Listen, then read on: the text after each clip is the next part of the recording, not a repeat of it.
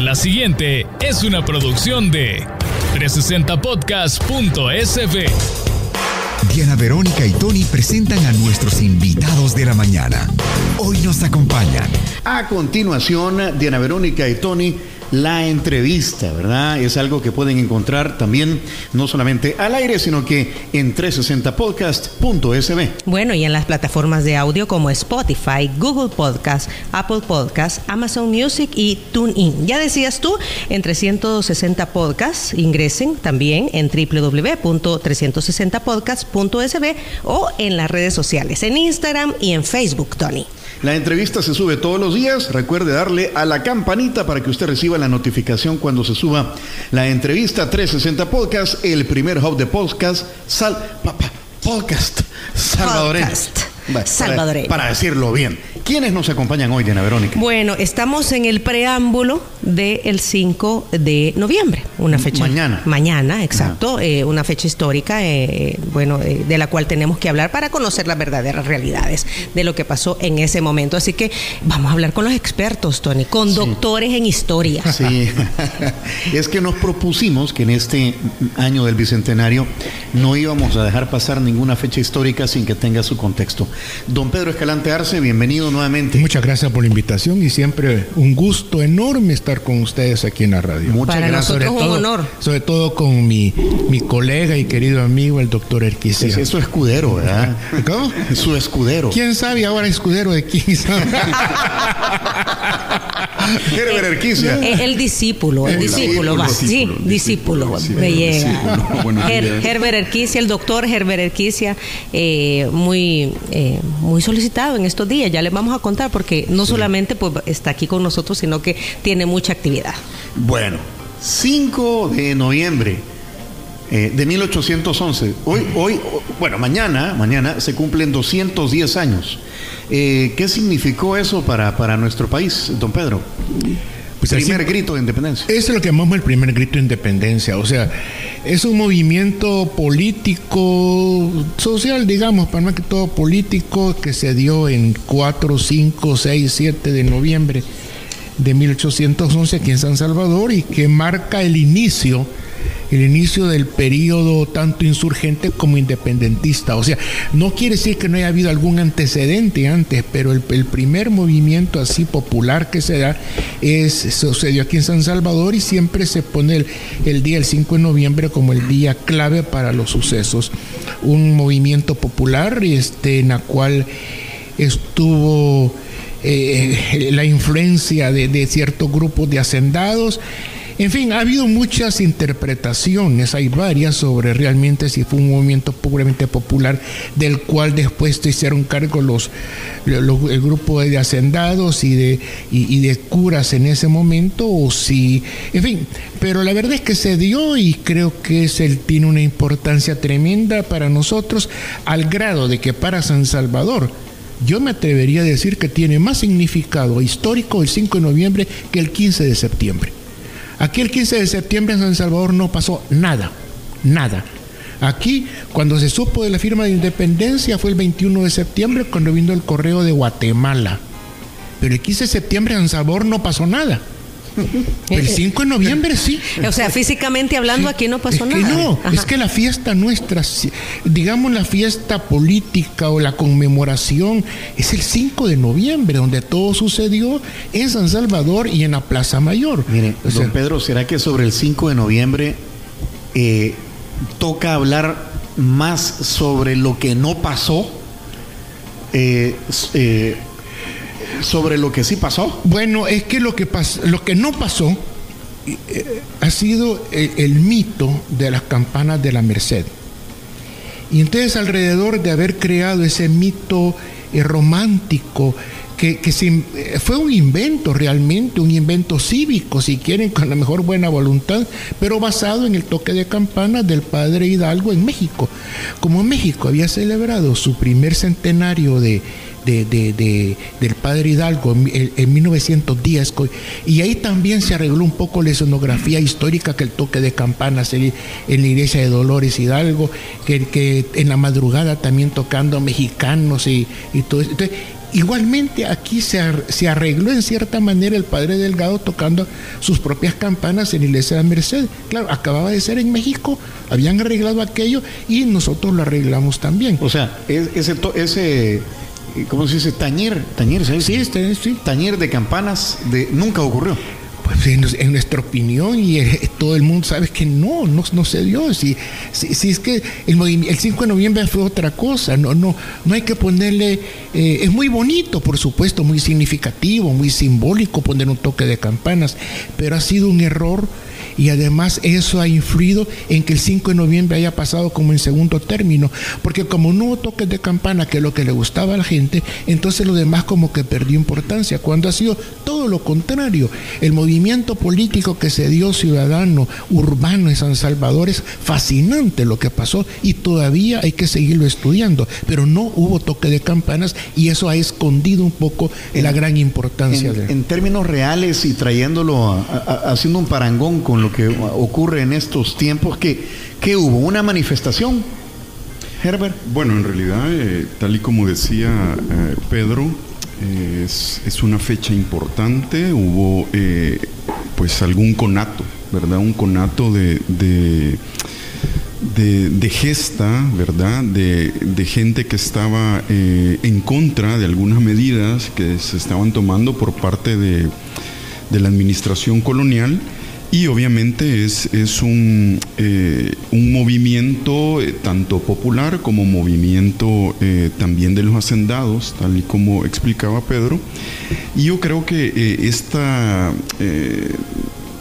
una de las cosas importantes que hay que decir es que el 5 de noviembre para nosotros, para El Salvador, y en realidad es el punto de inflexión del Reino de Guatemala, es donde en realidad hay un primer quiebre, ¿verdad? Y luego viene pues el del 1814 y luego otros levantamientos que no solo ocurren en San Salvador, sino que también en Nicaragua en el mismo noviembre, obviamente en Metapán, que Pedro es experto en ese tema del 24 de noviembre de Metapán de 1811, que es algo que muy poco conocemos, que poco se habla, pero el 5 de noviembre, recuerden ustedes, somos de una generación que tenía asueto el 5 de noviembre. No sé si se recuerdan que los 5 de noviembre eran en asueto. el colegio eran asuetos. Sí, o por lo menos los que bueno, ya estábamos en vacaciones, pero era un lugar, era un día muy importante. Pero y fue asueto nacional, creo, ¿verdad? Sí, por sí, años. Hace poco nacional. Fue que lo quitaron. Sí, hace poco lo quitaron. Y por otra parte, bueno, la presa 5 de noviembre, o sea, el 5 de noviembre tiene significado. Es una fecha importantísima para El Salvador. A ver, deberíamos de entender el 5 de noviembre como el inicio del quiebre de las buenas relaciones entre los sansalvadoreños y el Reino de España. Yo creo que más con el Reino de Guatemala y luego, obviamente, y por ende viene, con el Reino, ¿verdad?, de España. Sí, de hecho, el 5 de noviembre es como bueno, cuando fue en los 200 años, en el 2011, pues aquí hubo conmemoración, porque esa creo que es nuestra verdadero, el inicio, ¿verdad? Lo que levantó todo lo que venía después. Y tal y como estábamos conversando, o sea, todos los estados nacionales, todos los países requieren de una tradición inventada. Y en este sentido, como lo explicaba Pedro, se inventan alrededor del 5 de noviembre tradiciones, digamos, como de héroes. Como cuando encendes una antorcha, ¿verdad? Sí, una actividad que simbolice la actividad, el hecho histórico. Sí. Y en este caso se conmemora con este toque de campanas. Toque de campana, que es parte de la historia de bronce, que obviamente, si hay que decirlo, Pedro, que se tocan las campanas del Cabildo de San Salvador, para llamar, ¿verdad?, a la gente, o sea, que estaba pasando algo. En esa época ese toque de campana significaba, vengan, sí, que hay algo que hablar. Es que las campanas, tanto la iglesia como el cabildo las tocaba para llamar a la gente, para dar alguna Así noticia. Como en el colegio, pues, que le tocan a uno la campana para entrar a clase. Del recreo. Ajá. Ay, el timbre. Yo fui de campana todavía, ¿verdad? De tilín. pero ¿qué sí ocurrió entonces? O sea, se concentró la gente, alguien dio un discurso, alguien habló, alguien dijo hasta aquí. Comenzó a arengar Es que había habido malestares desde hacía varios días en San Salvador, que habían comenzado desde algún tiempo anterior y claro, había... Todo esto hay que enmarcarlo dentro de la situación que estaba toda la América española en ese momento, o sea, cuando no había rey en España, estaba preso en Francia, y entonces comienzan todos esos movimientos autonomistas que se dieron en el continente americano, porque nosotros en cierta manera nos atrasamos. Cuando aquí comienzan los movimientos, ya en Sudamérica ya estaba aquella efervescencia política y militar. Entonces todo eso fue creando un malestar, y además de malestares propios que habían en San Salvador en época de la intendencia. Y lo que siempre los historiadores pues ponen como la parte detonante fue el apresamiento que se dio, que habían puesto encarcelado a un cura Aguilar, a Manuel Aguilar, en Guatemala. Después se sabe de que le habían descubierto unas cartas a Aguilar que estaban en relación con México, porque en México en ese momento estaban en la guerra prácticamente de independencia, como se ha llamado.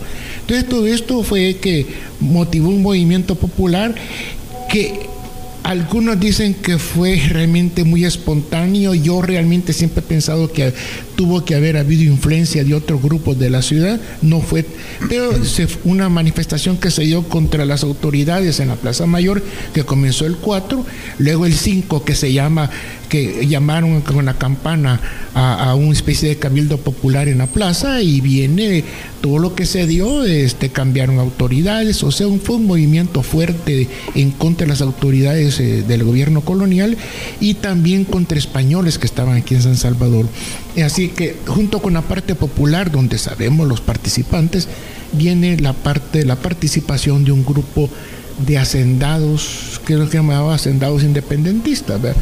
Ahora, siempre hay mucho que pensar en esas circunstancias, porque realmente fue un grupo de hacendados, no fueron todos los que estaban en San Salvador los que estaban acuerpando ese movimiento. Porque estaban protegiendo su interés económico. Pues, sí, pero es que yo siempre veo ahí una relación muy estrecha entre este grupo de hacendados con los alcaldes de barrio, porque en esa época San Salvador tenía sus propios alcaldes de barrio. Además de que estaban los dos alcaldes de por sí de la ciudad, cada barrio tenía su propio alcalde.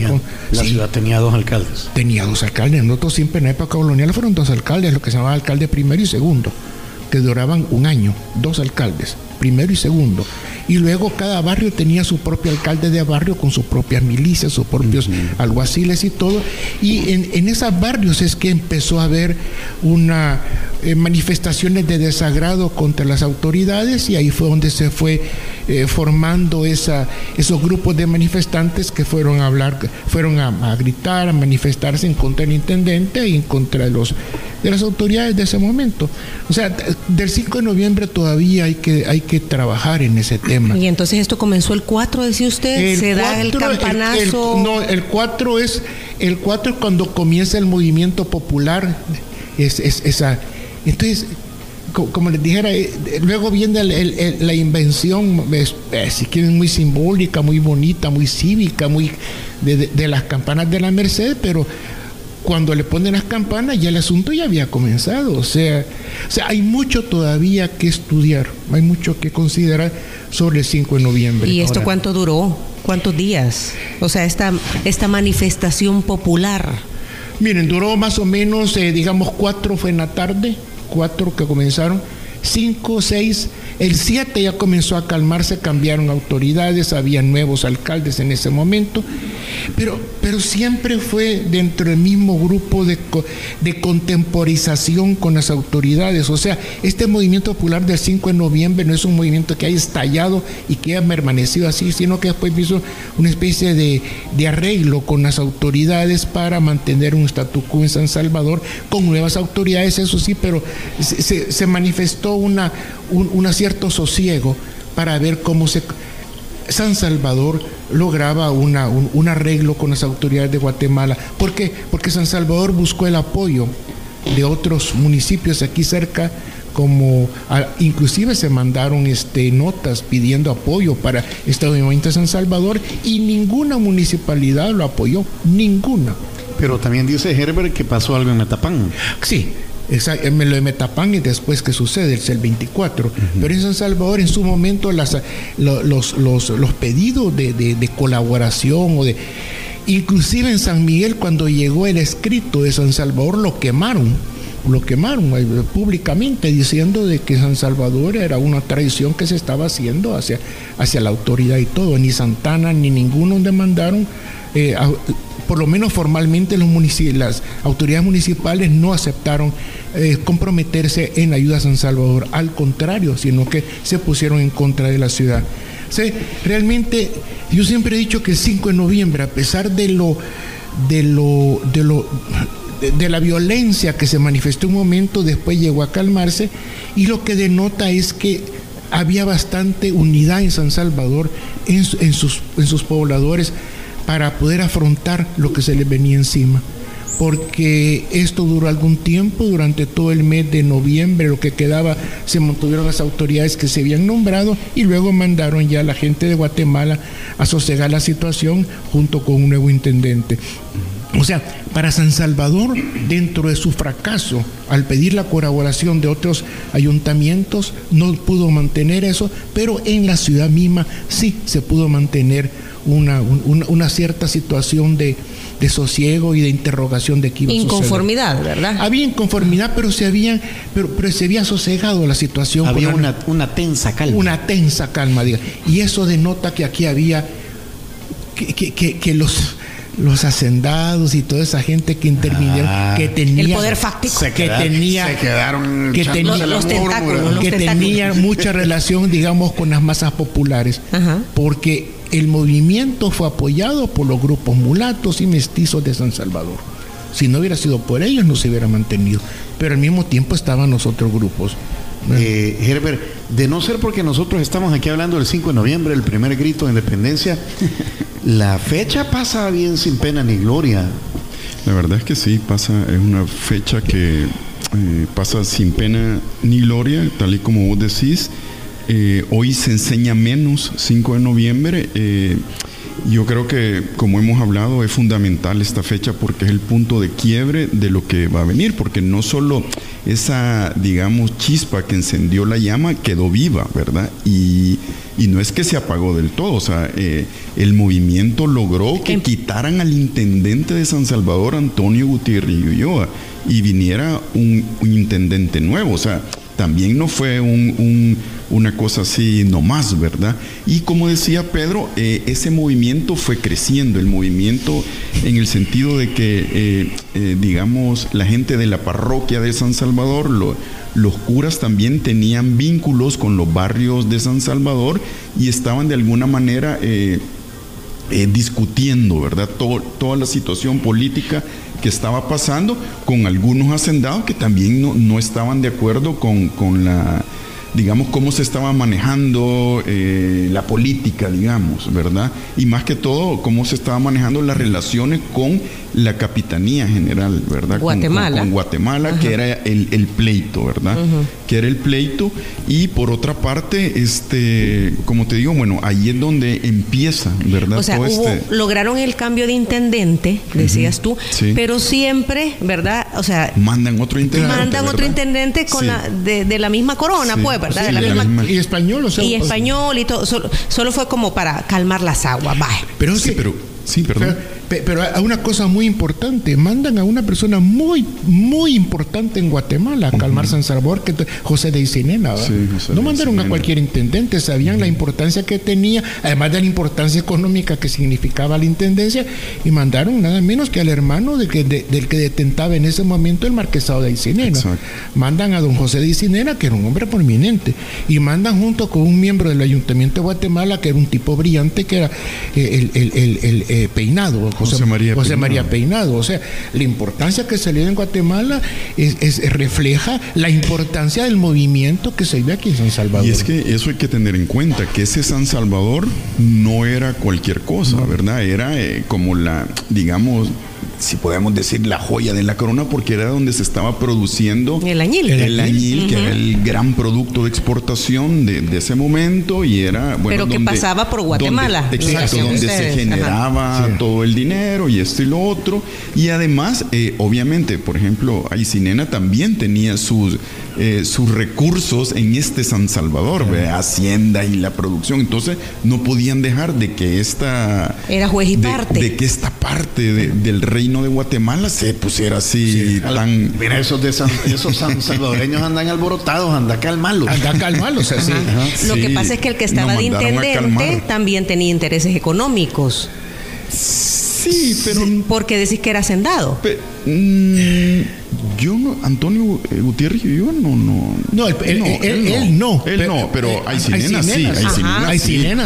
Aycinena sí. Era parte Gutiérrez y Ulloa no. Gutiérrez era un español, digamos, de alguna manera recién llegado, ¿verdad, Pedro? O sea, él tenía un puesto político administrativo. El otro no, el otro venía a defender parte de lo que les pertenecía. ¿Cómo habrá sido la vida, un día cotidiano de esos hacendados, don Pedro? Es decir, vivían en el casco de la hacienda, estaba la casa grande, o vivían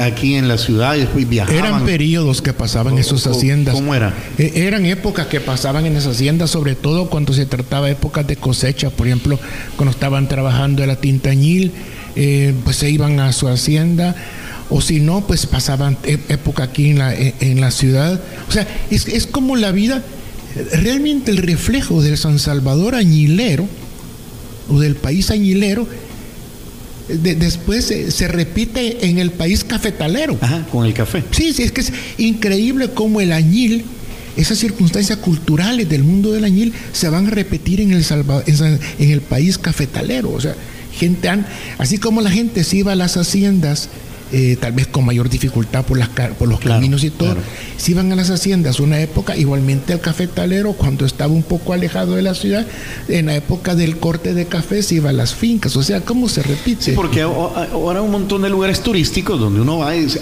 que quiere el casco de la hacienda. Claro, porque es que era una vida medio rústica o bastante rural en ese momento, una vida, gente que tenía aquí su casa y tenía su casa de hacienda, y era parte del buen vivir tener su buena casa de hacienda. Bueno, continúa siendo, ¿verdad? Porque hay mucha gente que tiene sus plantaciones. Pero ahora ha disminuido terriblemente. Ya yo sé de muy poca gente que ya vaya a pasar temporadas a una hacienda o a una finca.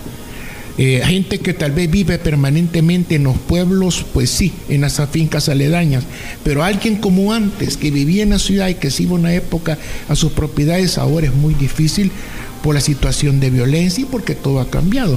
Pero en aquel momento la gente de San Salvador, pues en toda una época iba a sus haciendas, o dependiendo de cuál, porque también muchos no tenían solamente una, no, que tenían varias haciendas. O sea, era una vida medio rural, inclusive las ciudades en ese momento y las villas eran todas medio campiranas, todo. O sea, eso de vivir, como dicen ahora, estar en contacto con la naturaleza, en ese momento era permanentemente.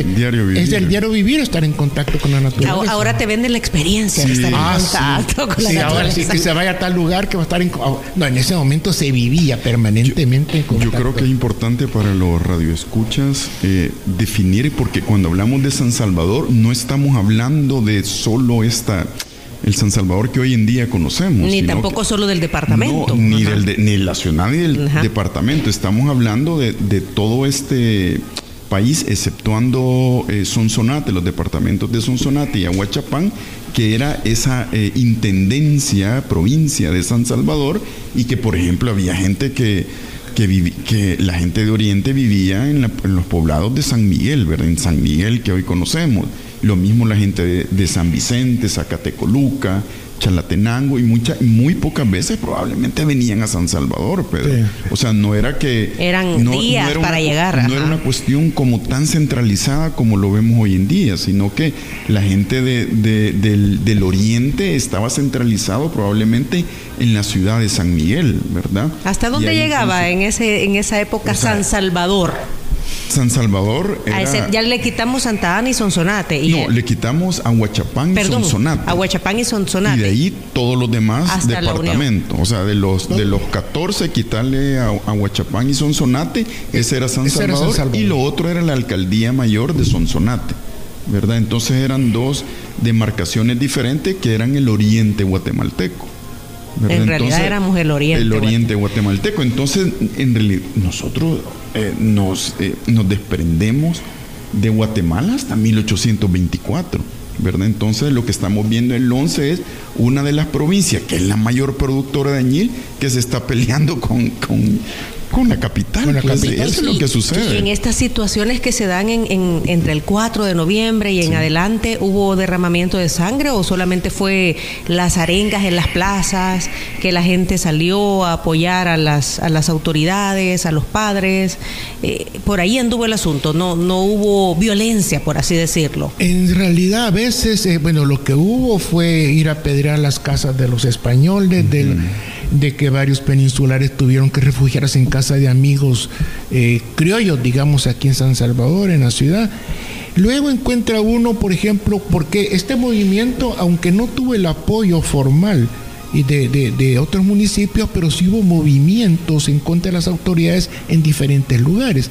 Y uno encuentra, por ejemplo, el caso de las Miranda, creo que fue en Sensuntepec, que así hablan de que le dieron de ¿cómo se llama? De latigazos, creo que fue. Entonces, pero hay castigos, pero no hay, yo no me acuerdo. En Zacatecoluca me acuerdo que se acusó a pero Pablo Castillo de que había matado a alguien, pero después sale esto en los procesos, ¿verdad?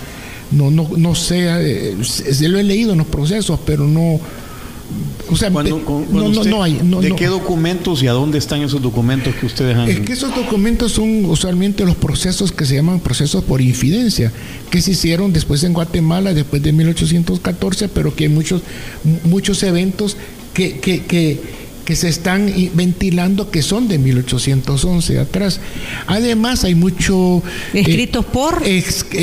No son las autoridades, eso es una cosa judicial. O sea, cuando dice Pedro juicios de infidencia es que llamaron, por ejemplo, a Manuel José Arce, ¿verdad? A declarar y que contara qué es lo que había pasado en el 11 y en el 14. Entonces, también muchos han confundido 11 y 14, sí, ¿verdad? En los hechos. O sea, él dicen que dicen. O sea, es una declaración. Por eso. Es una declaración ante una autoridad. Pero ¿verdad? Basada en tus testimonios. Vos le pones y le quitas lo que querés. Por supuesto. Ajá. Y hay otros testimonios también, pero obviamente también son los testimonios desde el poder, ¿verdad? Desde los que están en el poder o desde lo que querés decir. Entonces, por eso es bien difícil, como decía Pedro, tener algunos datos puntuales, ¿verdad? Porque la fuente es bien poca. O sea, están, como dice Jeremy, son los procesos judiciales, que es de juzgado, y luego también están las cartas de los escritos que hizo el ayuntamiento en su momento, cuando hubo los cambios de autoridades, y luego hay las declaraciones de otras personas, cartas y todo. O sea, muchas veces es difícil decir meridianamente esto fue lo que sucedió, sino que de acuerdo a todos los acontecimientos uno puede. Ahora, claro, en una circunstancia así, por supuesto, las campanadas venían bien porque nadie sabía, pero porque campanas sonaron el 14, ¿verdad, Herbert? De la parroquia. Y la fecha del 1814. El 24 de enero de 1814. Hay un toque de campanas. Y eso es otro suceso importantísimo que muy poco se habla. Se conoce más el 5 de noviembre, por supuesto, que lo de enero del 14. Pero el 24 de enero, el 14 es importantísimo porque también ahí sí hay una alianza, digamos, entre, por ejemplo, la gente de la Iglesia de la Merced, donde está José Matías Delgado, y los barrios de mulatos, ¿verdad? Los barrios de mulatos de La Vega, de San Salvador, y el de La Candelaria. Sí. Y ahí es donde tiene acción Pedro Pablo Castillo, que es un mulato libre, ¿verdad? Tiene acción también el que la fuente denomina el negro valentón, Silvestre Anaya, que es un negro del barrio de La Vega que anda merodeando la casa de José María Peinado. Y entonces José María Peinado hace una descripción de todo lo que está pasando en el 14, ¿verdad? ¿Quién es José María Peinado? Es el intendente de San Salvador. El que pusieron a raíz de los hechos después de Aycinena. Después de Aycinena. En el 14. Entonces, lo que pasa es que aquí anda un negro, ¿cómo? Mire, Don Chema, ya anda el negro valentón. ¿Y por qué? El negro valentón, escucha eso. Es que interesante es interesante porque es interesante porque la fuente dice Silvestre Naya y entre comillas el negro valentón, o sea, es un personaje que anda envalentonado bien, y él describe que lo llega a ver a la casa, que anda merodeando por ahí, por la iglesia, y que luego se mete a la Merced. O sea, es toda como que fuera una descripción, ¿verdad? Lo lindo también que es una descripción de ese San Salvador, de ese centro histórico que hoy conocemos, que son las mismas cuadras, los mismos, con diferentes nombres, ¿verdad? Obviamente. Sí, pero es interesante porque se va a la casa del intendente, luego se va a la Merced y esto y lo otro. Anda visualizando cómo está la situación. Y lo que pasa es que se quieren robar la pólvora, ¿verdad, Pedro? Se quieren robar la pólvora que tenían en San Jacinto para poder armar pues allí su... Y Pedro Pablo Castillo era un mulato que la vez pasada dijiste que era el de los fuegos artificiales. Es que era el encargado de... Era cuetero. Era cuetero, que era una profesión, ¿verdad? Claro. Ser cuetero, además manejar la pólvora, no solo sirve para los cohetes, ¿verdad? Ajá. Sí, es que además la pólvora era estanco en ese momento. Exacto. O sea, la producción de pólvora estaba en manos del Estado. Entonces, eso es que el negro valentón anduviera vigiando cómo se hacía de la pólvora, porque no la podían conseguir por otro lado, porque era un estanco. Estaba controlado por la autoridad la producción de pólvora. Entonces, todo eso explica. Así como el licor, el tabaco. Licor, y eso del licor, del aguardiente, también tiene que ver mucho con estos movimientos por ejemplo, en el movimiento de Metapán, que duró del 24 al 29 de noviembre más o menos, movimiento de Metapán, que es importantísimo por una razón. En estos movimientos de independencia, llamémoslos así, no hay participación indígena, no hay. Aparecen indígenas que han apoyado malestares en los pueblos, aparecen, pero no hay una participación de indígenas como una corporación política o social, no hay. Los indígenas estaban al margen. El único lugar en donde las autoridades indígenas apoyan el malestar público que se manifiesta es en Metapán. Es el único lugar en el actual El Salvador en el cual la comunidad indígena participa en el movimiento de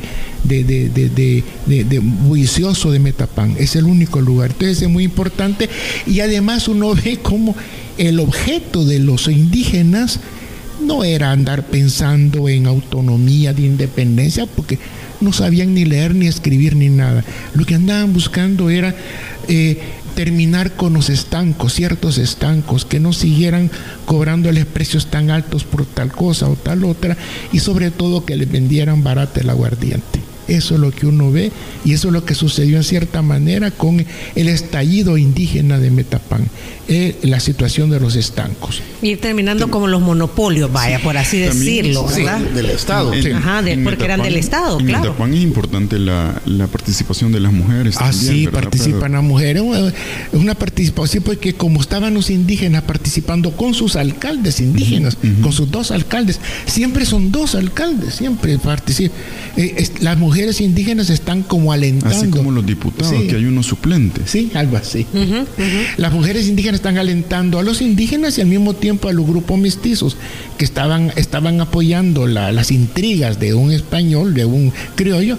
Aparecen también mujeres, ¿verdad? Es lo de Metapán. Aquí hay un dato interesante de Metapán. En San Salvador, en 1807, por ejemplo, la estadística de 1817 dice que habían alrededor de 400 españoles criollos, ¿verdad? En Metapán habían 1581, ¿verdad? Españoles criollos. Sí. Era el lugar donde más población española había en Metapán, ¿verdad? Y eso se debe también a la importancia de Metapán en la extracción del hierro, ¿verdad? Del hierro y otros productos. Entonces, también ahí hay que tener en cuenta que Metapán era un lugar muy importante. La majada andaba vigiando donde había actividad económica. Pues sí, como en todo. Siempre. Ajá, como en siempre. Miren, hay mucha participación de la audiencia. Y Carlos Recino dice, ya quisiera que hubiera una milicia aquí en mi colonia para guardar mayor seguridad. Me acuerdo cuando aún teníamos clases en noviembre, nos daban asueto en el colegio. Sí. Pregunta, ¿todo esto aún no se enseña en las escuelas del país? ¿Se mantiene la mentira histórica? Dice. O sea, ¿qué tanto se aborda en la currícula escolar? Yo entiendo que sí se aborda en la currícula escolar el 5 de noviembre. Tal vez no con la importancia que lo estamos documentando hoy en día, pero sí se aborda. Pero ¿qué tanto se sigue repitiendo la historia de bronce y no esto de lo que estamos hablando hoy? Ahí el detalle, ¿verdad? O sea, debemos de deconstruir esa historia de bronce. Esa historia de bronce, como le hemos venido hablando, la de las campanas del 5 de noviembre, lo de la invención de Atlacat, lo de un montón de cosas, ¿verdad? Que hemos hablado. Y lo que pasa es que la historia de bronce sirve no solo en El Salvador, sino que en todas partes para cimentar esos estados nacionales, ese culto cívico, ese patriotismo, sí. Esa religión cívica, como llaman algunos, ¿verdad? Pero hay que entender que detrás de eso hay una invención, ¿verdad? Eso sí hay que tenerlo en cuenta. Dice el número 9256, qué bonito que lo transporten a uno a la época colonial. Nos alegra que le estés disfrutando esta entrevista. Dice Ricardo Orantes, ¿el bálsamo del Perú qué papel jugó en esa época? Pues el bálsamo del Perú era una producción propia de la costa esta que se llamó tradicionalmente la costa de Tonalá, allá en Sonsonate. En ese momento el bálsamo, bueno, se estará comercializando. Fíjense que el bálsamo nosotros hemos hecho una cosa hemos dimensionado mucho el bálsamo nuestro en cuanto a exportación. Es que lo que se pudo haber exportado era muy poco, realmente, porque el bálsamo era muy grueso y o sea, como les dijera, lo importante es que lo producíamos y que cambió de nombre, porque el bálsamo se llamó del Perú porque los españoles lo conocieron en el Perú por las exportaciones que salían de Acajutla hacia el sur, en ese momento, en el siglo XVI.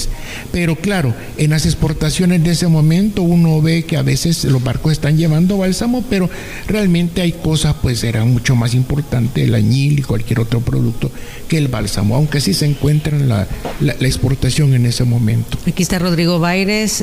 Rodrigo es parte del equipo de Focos. ¿Existe alguna relación entre La Vega y los hechos de Anastasio Aquino? No, que yo sepa, no. Okay. Barrio La Vega, me imagino. No. Lo de Anastasio Aquino es 1832. 33. En la época de Mariano Prado, cuando ponen un impuesto, general que se pone, y los indígenas le ponen también ese impuesto. Es un impuesto de no me acuerdo cuánto era, anual, un impuesto anual. Y eso viene como produce un levantamiento, además de malestares que habían entre los indígenas de esa parte del país, de la parte central del país. Y toda esa historia que Anastasio Aquino lidera ese movimiento de rebeldía y se va a una cueva allá al cerro, no sé qué. Lo de la cueva del Tacuacín no lo sé exactamente, pero sí, lo que hay que tener en cuenta es que levantamientos indígenas en este país, o lo que hoy conocemos este país, ha habido un montón. O sea, una gran cantidad. Conocemos obviamente el de Anastasio Aquino, el de 1932, el próximo año se cumplen 90 años, ¿verdad? En el 22 de enero del 32. Ajá. Y yo creo que es importante visualizar que hay una gran cantidad de levantamientos, ¿verdad? Y son importantes. Y no todos se han investigado. O sea, ¿verdad? Están los de Cojutepec, que también... Sí, los movimientos indígenas, aquí hubo varios. O sea, lo que pasa es que estaban bastante localizados. Y el de Anastasio llevó a varios municipios, ¿verdad? Por ahí. Y luego la parte... Los nonualcos, y todo eso que era San muy importante. Había una identidad muy importante de estos grupos indígenas, pero no ha sido el único levantamiento que hubo. Como dice Herbert, hubo otros. Pero ya en 1932 ya no era... ya era más urbano. 32 es otra cosa. Para Bruno Martí y Miguel Mármol. Ya eso es otra cosa. Es un país moderno en el cual está la influencia de pensamientos modernos sociales del marxismo marxismo y todo eso, que ha cambiado totalmente la situación. Sí, es otra cosa. Sí. Aquí dice el número 5767, vamos a ver si lo tenemos identificado a través del WhatsApp. Oscar Durán, Ajá. Vizcarra. Lo del 14 es lo que chico Francisco Gavidia relata en Júpiter. Me imagino lo que estamos hablando de enero el 14. Yo creo que es el 11 y no el 14, ¿verdad? Es que ahí hay un de 1811. Sí, de 1811, ¿verdad? Yo también, pues su servidor ha estado investigando el 14, que es bien poco, y cuando voy a Júpiter, pues me encuentro que no es el 14, sino que el 11. Entonces, lo que sucede es que la historiografía ha confundido muchos hechos del 11 con el 14, ¿verdad?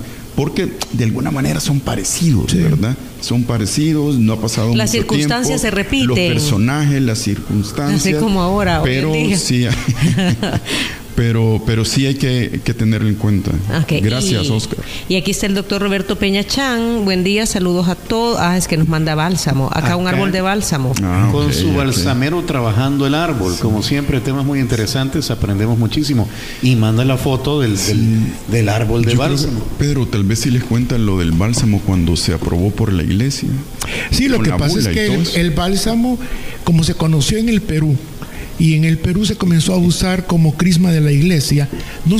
Es que no solamente estaba el bálsamo que en ese momento se llamaba bálsamo de Guatemala, como le llaman en ese momento, sino que estaban otro tipo de bálsamo. Pero este bálsamo grueso, negro, que le llamaban de Guatemala, la iglesia peruana lo adoptó, y luego este bálsamo llegó hasta Roma, llegó hasta España. Estamos hablando de los aceites que se utilizan en las ceremonias católicas. Así, el crisma que se ocupa para la extrema unción, para los bautizos, para un montón de... Entonces, la iglesia autoriza, y hay bulas, hay bula, no me acuerdo el papa quién fue, que autorizó usar ese tipo de bálsamo para la iglesia. Para la iglesia. Entonces, no solo se utiliza en el caramelo, no digamos el nombre, ¿Cómo no?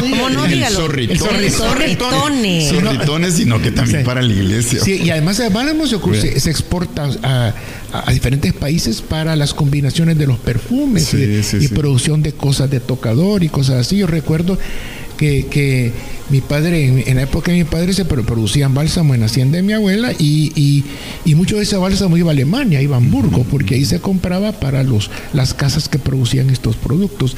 Ahora, el bálsamo ha sido una cosa, lo lindo del bálsamo es que la técnica no ha cambiado. Exacto. Que la técnica que tenemos del bálsamo es la técnica precolombina prácticamente, hacer incisiones en el árbol, poner los trapos que se impregnen y luego ir a la prensa y todo lo demás, que son es una técnica tradicional que no ha cambiado, y todavía se produce el bálsamo en la parte de Cuisnáhuac, en la parte de Izhuatán, San Julián y todo eso todavía. Sí, que el doctor tiene su propiedad en San Julián, ¿verdad? Sí. Por eso.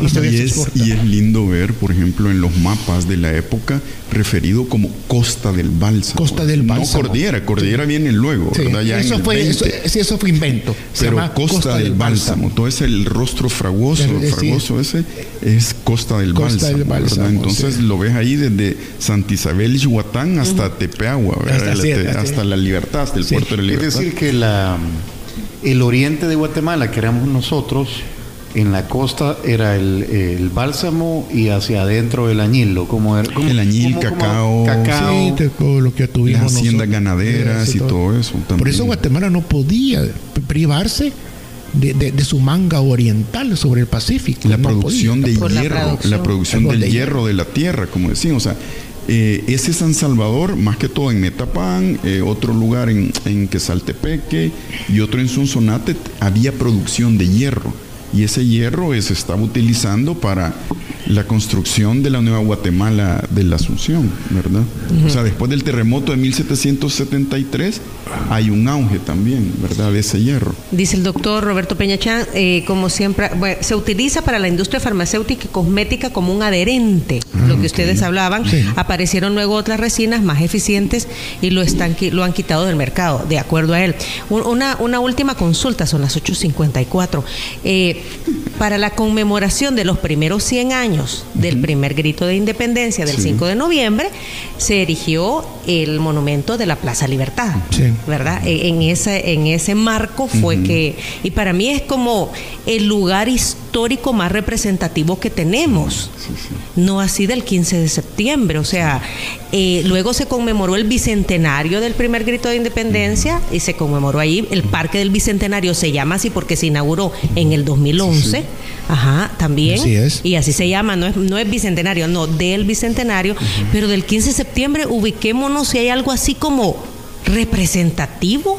¿Verdad que La verdad es que no. Lo que pasa es como vos decís, el 5 de noviembre de 1811 es la gran fecha representativa de ese San Salvador. Y en el centenario, pues que se crea el monumento al centenario, que es en la Plaza Libertad.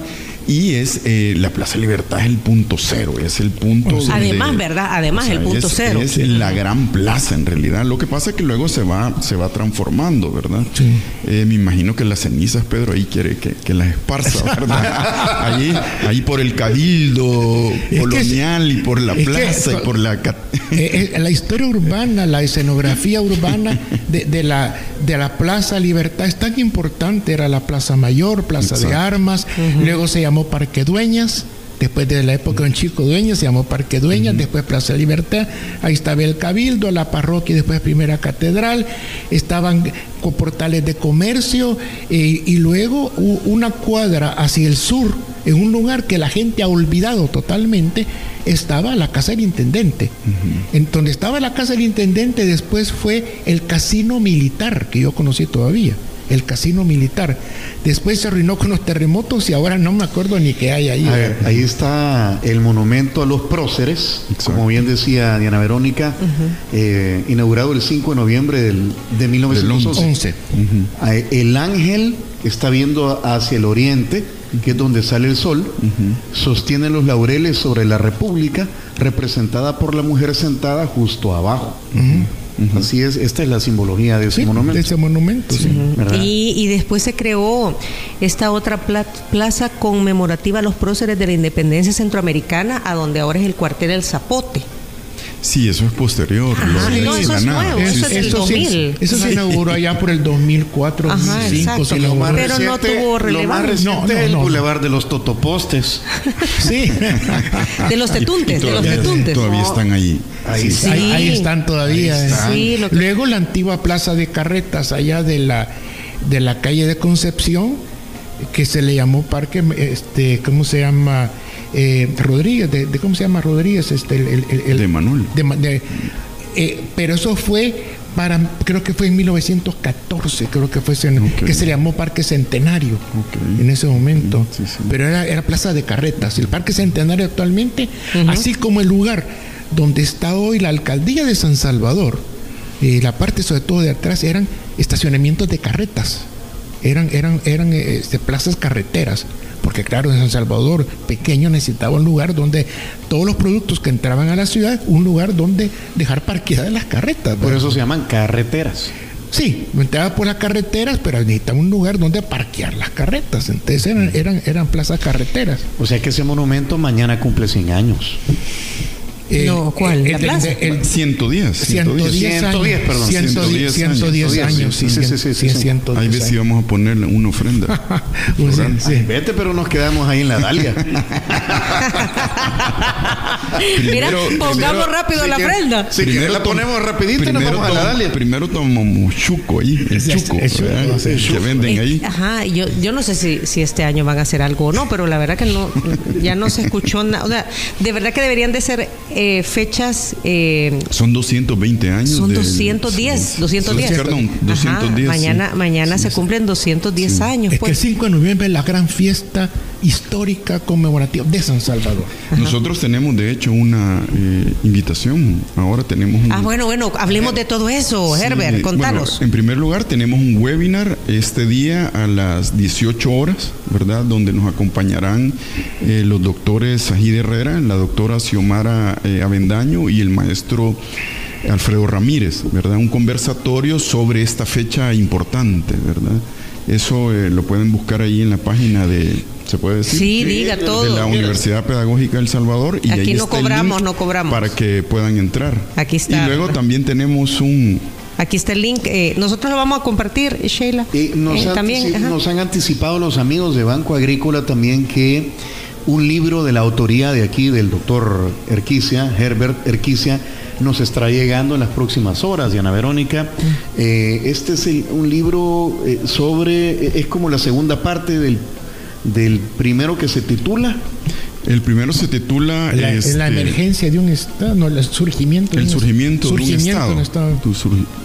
Surgimiento de un Estado.